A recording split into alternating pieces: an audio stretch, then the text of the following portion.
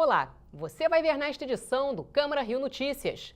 Câmara do Rio discute déficit habitacional na capital do estado. Comissão Especial de Moradia Adequada da Câmara Municipal realiza audiência pública com moradores da comunidade São Januário. Guarda Municipal do Rio ganha uma nova frota de veículos. E a Câmara homenageia músicos que participaram da Era de Ouro das Rádios Nacional e Maíque Veiga. Para mim, acho que foi a melhor emoção que eu já tive da minha vida. Não saia daí, a gente volta já.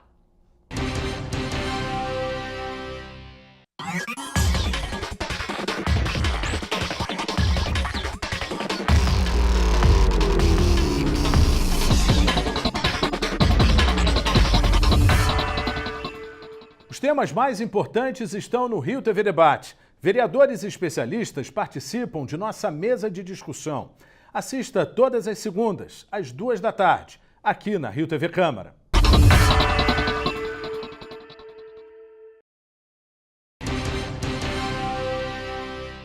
A gente começa esta edição falando sobre a audiência pública na Câmara Municipal do Rio, que discutiu o déficit habitacional na cidade, atualmente superior a 400 mil domicílios. A audiência teve a participação de moradores de uma ocupação de São Cristóvão.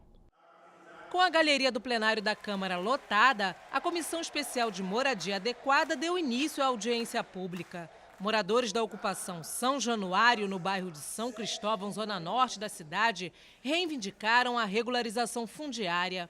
Ao todo, 130 famílias querem o título de propriedade do imóvel, que se encontra há mais de 10 anos abandonado, com dívidas de IPTU atrasadas e em situação de vulnerabilidade. Que a gente consiga que os nossos direitos sejam respeitados. Só se cobrando o direito que ele é respeitado. Todos os nossos governantes, seja ele da era municipal, estadual e federal, eles nunca pensaram nas favelas como as políticas públicas como nós merecemos. Durante a audiência pública, o presidente da comissão, vereador Raimon, chamou a atenção para o déficit habitacional em todo o país. Segundo ele, cerca de 7 milhões de pessoas encontram-se sem moradia adequada. Estamos falando de 300 mil pessoas sem moradia na cidade do Rio de Janeiro. Então, quando você tem um movimento de populares que ocupam um espaço que já está abandonado há muito tempo, espaço esse inclusive com dívida ativa, devendo IPTU a rodo para o município, e que há uma possibilidade da prefeitura desapropriar esse terreno e fazer a destinação dele para moradia de interesse social, acho que isso é um ganho. O povo de São Januário, que ocupa ali na Rua Bela um terreno que estava abandonado há muitos anos, esse pessoal está oferecendo para a Prefeitura do Rio de Janeiro uma solução para mitigar, para diminuir o déficit habitacional da cidade. A defensora pública Adriana Bevilacqua trouxe dados da própria Secretaria Municipal de Urbanismo que mostram que só no município do Rio de Janeiro o déficit habitacional é de cerca de 419 mil domicílios, o que representa 20% das moradias. São dados da própria Secretaria Municipal de Urbanismo e é um impacto imenso, porque é uma população muito grande, né? Mais de 400 mil domicílios, então já se imagina o número de famílias envolvidas nisso. E como é por domicílio, às vezes você tem situações também de convívio de várias famílias, né, de habitações multifamiliares, de cortiços, e isso tudo pode caracterizar uma moradia, um déficit habitacional, uma moradia inadequada e não digna. A professora da UFRJ, Mariana Trota, defendeu uma proposta para ser apresentada junto à Prefeitura. Apresentamos na audiência pública uma proposta da necessidade da Prefeitura Municipal do Rio de Janeiro efetivar os dispositivos já existentes na legislação brasileira e municipal que estabelecem, né, a obrigação do poder público para garantia da moradia digna, a desapropriação de imóveis que descumpram a função social, para a efetivação desse direito à moradia e para a regularização, nesse caso, que as famílias já se encontram no imóvel, a regularização fundiária dessas famílias, né, uma regularização fundiária integral que garanta tanto a regularização urbanística como fundiária propriamente dita. Depois desta audiência, nós vamos nos dirigir ao prefeito Marcelo Crivella, vamos nos dirigir também à juíza da 5ª Vara Cível, que está com um processo e que, portanto, nós vamos encaminhar para elas o resultado desta audiência pública, para que a gente possa dar continuidade a este processo de moradia popular do povo ali na região de São Cristóvão. Câmara aprova a lei que torna a cerveja artesanal patrimônio cultural imaterial do município. Comissões realizam reunião conjunta com Secretaria da Casa Civil para analisar projeto de reestruturação da atenção básica da saúde. Projeto de lei determina a fixação de cartazes contra o assédio sexual no transporte público. Proposta obriga a instalação de alerta sonoro para alertar motoristas de caminhões sobre caçambas levantadas. E Câmara do Rio entrega o conjunto de medalhas Pedro Ernesto ao vice-presidente da Turis Rio, José Hamilton da Costa Vasconcelos. A Câmara do Rio fez uma homenagem a músicos que participaram da Era de Ouro das rádios Nacional e Mariquim Veiga. A vereadora Luciana Novaes, responsável pela solenidade, aproveitou para lançar uma cartilha para melhorar a vida dos idosos.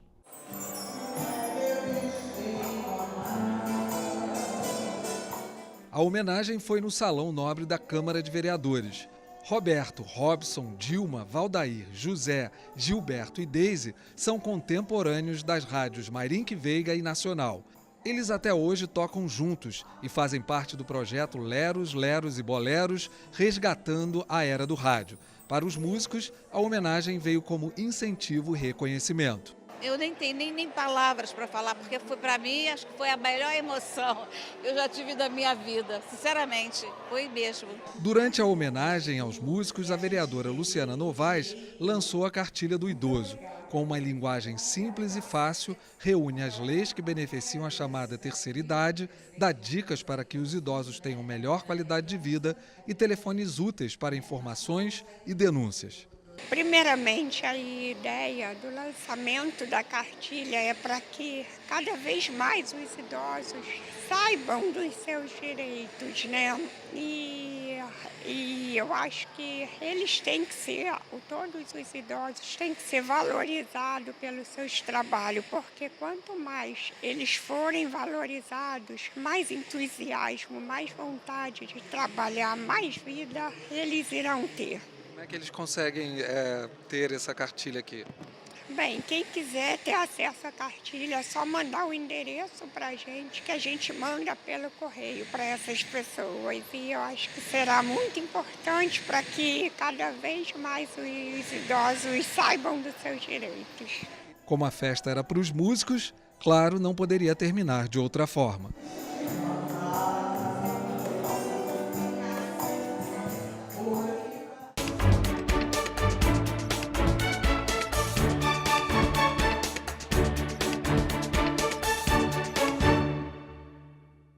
Uma TV legislativa como essa é fundamental para a democracia, para que a gente saiba o que acontece dentro dos parlamentos e possa dar informação ao público e recolher informação ao público que seja trazida para cá também.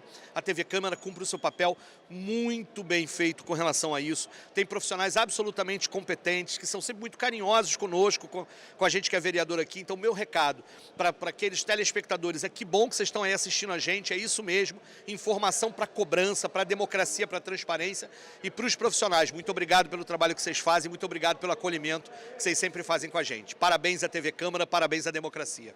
Importantíssimo, acho que é um canal super democrático, que ele continue e se replique por mais de 15 anos. A Rio TV Câmara ela tem um papel fundamental, né, que não só para a Câmara dos Vereadores, mas para todo cidadão carioca. A gente sabe da importância da TV na informação, né, de todos, e eu quero deixar aqui meus parabéns, né, pelos 15 anos de TV Câmara.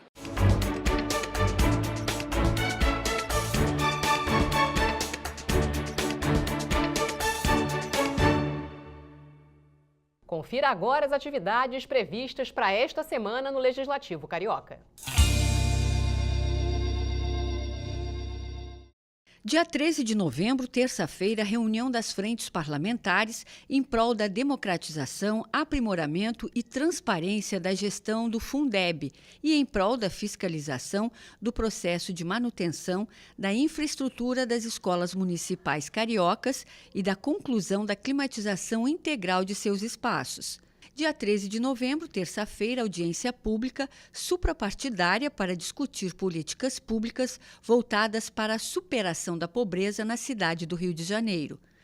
Também dia 13 de novembro, terça-feira, audiência da Comissão Parlamentar de Inquérito para investigar e apurar os contratos emergenciais da Secretaria Municipal de Educação. Na audiência, será tomado o depoimento da secretária municipal de Educação, Thalma Romero Suane. Dia 13, terça-feira, debate público sobre a precarização do trabalho na cidade do Rio de Janeiro pelo uso de aplicativos. Quarta-feira, dia 14 de novembro, reunião da Frente Parlamentar em prol das políticas públicas voltadas para a mulher no contexto da dignidade humana. Também na quarta-feira, dia 14 de novembro, audiência pública para debater o projeto de lei que estima a receita e fixa a despesa do município do Rio de Janeiro para o exercício financeiro de 2019, com a presença do secretário municipal da Casa Civil, Paulo Messina, e de representantes da Secretaria Municipal de Fazenda. E também na quarta, dia 14, reunião com os jovens democratas. E você vai ver depois do intervalo. Uma exposição reúne peças feitas através da técnica arpilheira. Uma leitura política da história do Rio no contexto local e no nacional. A República surge com uma ideia de tornar o país mais livre. Revisite momentos marcantes da política brasileira com análise de especialistas. 15 de novembro de 1889, o Brasil não dormiu império e acordou república. Nós tivemos 4 meses de estado de sítio por conta da revolta da vacina. Resgate a memória de locais importantes da cidade. O Rio de Janeiro, como capital da República, ele tem prédios públicos que são marcados. Não perca Fatos Políticos, na Rio TV Câmara. Você conhece a Lei do Aprendiz? É um direito para adolescentes acima de 14 anos com garantias trabalhistas, segurança, remuneração e o melhor, sem deixar de estudar. Hoje no Brasil, 60% dos jovens entre 14 e 17 anos que trabalham exercem atividades ilegais e perigosas, principalmente na indústria e na agricultura. Mas isso não precisa ser assim. A Lei do Aprendiz combina educação e qualificação no trabalho. Você não deve abandonar a escola pelo trabalho. Com os programas de aprendizagem, é possível ter um futuro duplamente garantido.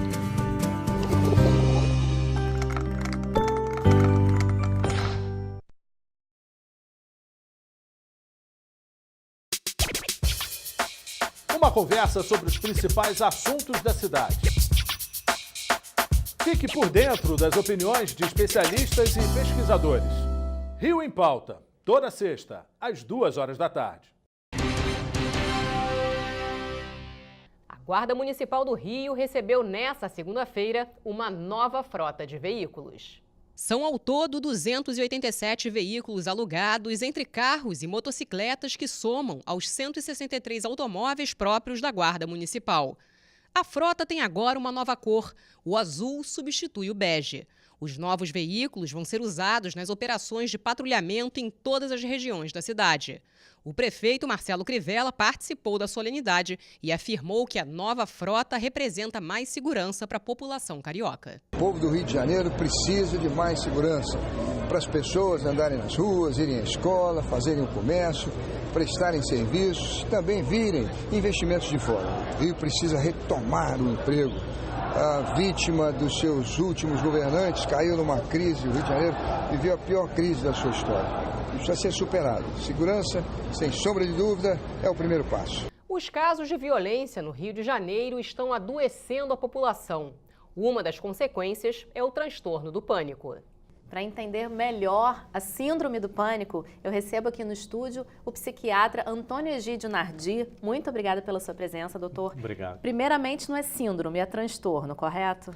O termo correto é transtorno de pânico, mas todos utilizam doença de pânico, síndrome de pânico. O importante é entender o que é isso exatamente. E quais são os sintomas? O transtorno de pânico é uma doença de ansiedade aguda. A pessoa está bem, está tranquila, pode estar até dormindo, de repente começa a passar mal, começa a ter vários sintomas que a assustam. Então, por exemplo, tem palpitação, pressão no peito, falta de ar, tremor, ondas de frio, de calor, vários sintomas físicos que são capitaneados. Chama mais atenção é a sensação de morte iminente, a sensação que vai morrer naquele minuto, ou que vai ter um infarto, ou que vai ter um AVC, um derrame. Isso faz com que a pessoa se sinta extremamente assustada, muito mal e procure uma emergência. Em geral, até chegar à emergência, ou mesmo na emergência, as pessoas acabam se acalmando, tomando algum medicamento para ficarem mais tranquilas e são liberadas sem nenhum diagnóstico. Com o passar do tempo, a pessoa terá o segundo, o terceiro, o quarto ataque de pânico. Depois do primeiro ataque de pânico, os ataques de pânico são recorrentes, eles voltarão. E a pessoa sempre se assusta, sempre passa muito mal e começa a desenvolver várias fobias. O medo de passar mal de repente e não ter um socorro imediato. Então, se a pessoa passou mal no metrô, ou acha que o metrô é de difícil saída, ou o trânsito, ou um túnel, ou um lugar onde a saída seja difícil, o acesso ao socorro seja difícil, ela começa a evitar.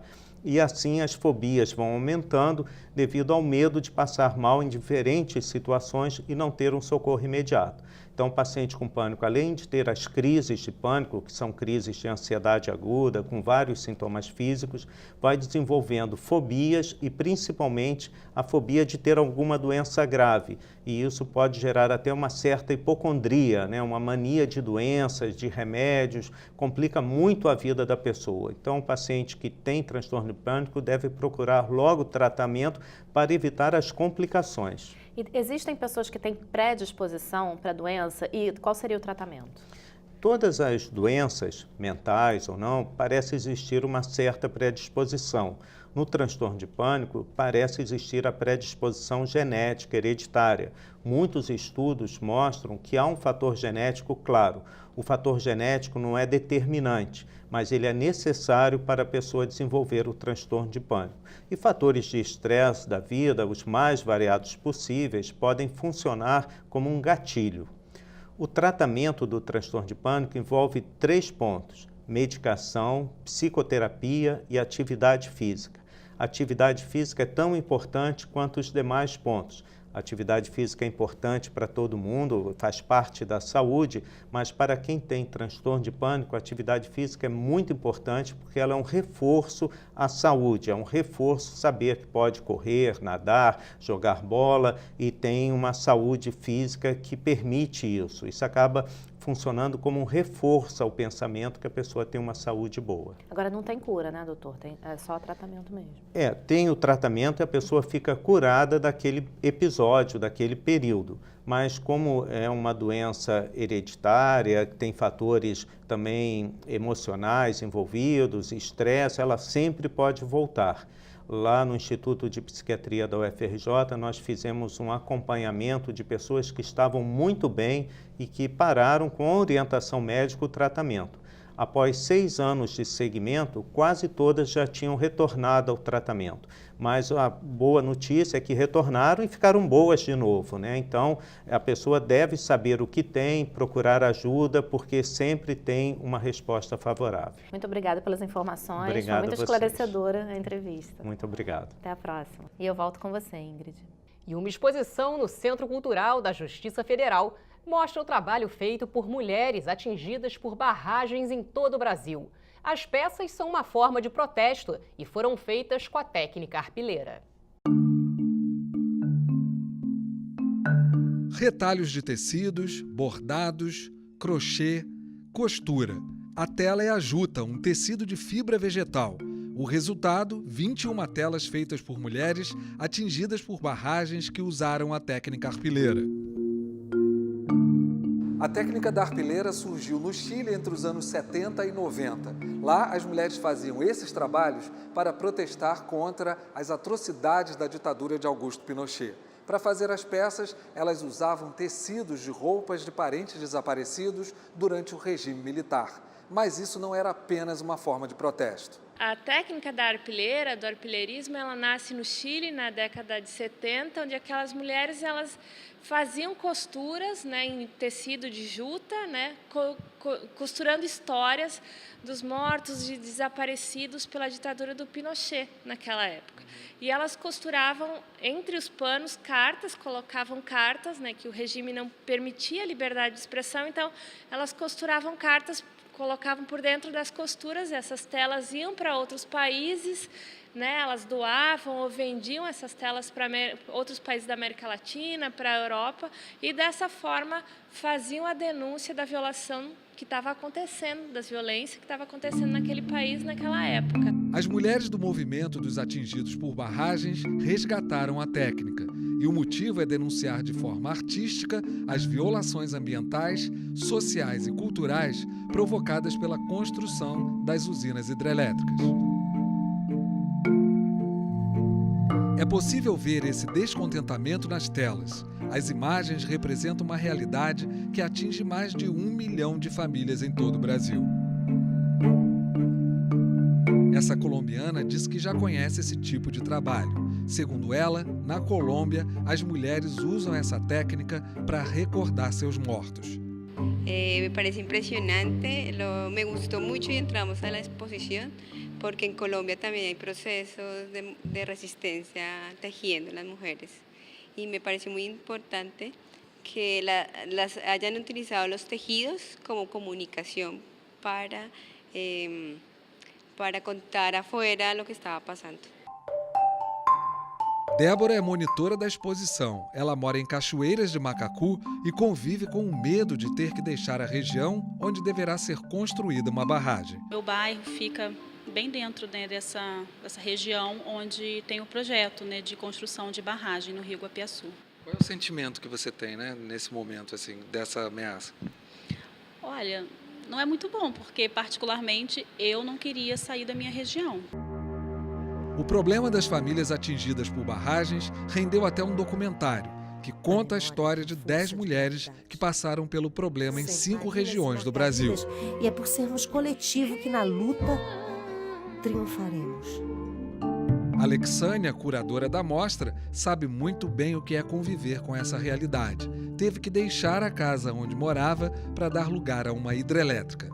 Eu mesma fui atingida pela usina hidrelétrica Dona Francisca, no centro do estado do Rio Grande do Sul, e agora eu moro aqui no estado do Rio de Janeiro, né, com a tarefa também pelo movimento dos atingidos por barragens, de ajudar a organizar aqui as famílias que são ameaçadas por um projeto aqui no município de Cachoeiras de Macacu. A exposição Arpileiras, Bordando a Resistência, é um pequeno recorte para conhecer o drama de muitas famílias. Achei muito criativo, acredito que era o meio que elas encontraram para poder se comunicar, porque hoje em dia a gente tem a internet, a gente tem outros meios, e na época, além de ser um trabalho super difícil, virou uma obra, né? Porque ficou muito, muito bacana mesmo, o meio de comunicação, a forma que você interpreta as imagens, o jeito que você interpreta o que elas queriam passar, muito interessante.